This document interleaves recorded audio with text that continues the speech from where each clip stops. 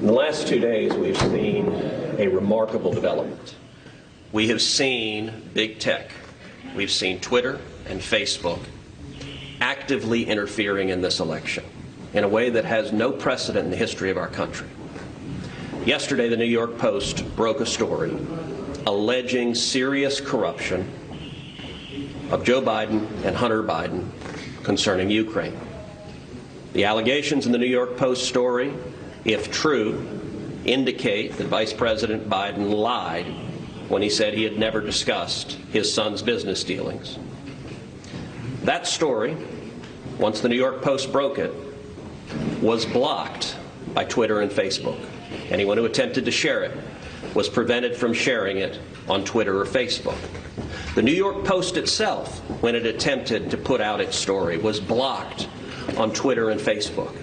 The New York Post has the fourth largest circulation of any newspaper in this country. Never before have we seen active censorship of a major press publication with serious allegations of corruption of one of the two candidates for president. That was last night. This morning, the story escalated and got even worse. The New York Post broke a second story of a series of emails that indicate yet more corruption, in this instance, the Biden family receiving millions of dollars from communist China government officials. Just minutes ago, I tried to share that story on Twitter.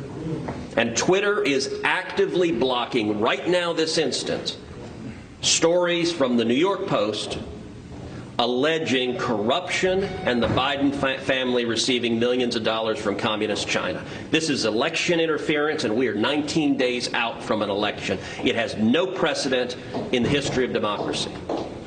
The Senate Judiciary Committee wants to know what the hell is going on.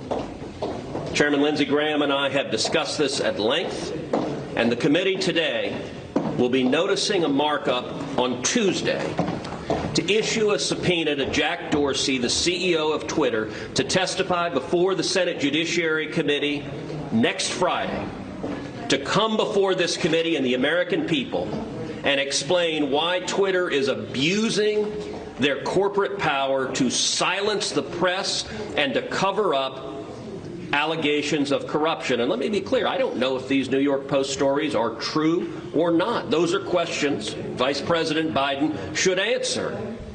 But Twitter and Facebook and big tech billionaires don't get to censor political speech and actively interfere in the election. That's what they're doing right now. And so on Tuesday, the Judiciary Committee, the full committee, will be voting on subpoenas to subpoena Jack Dorsey to come before our committee.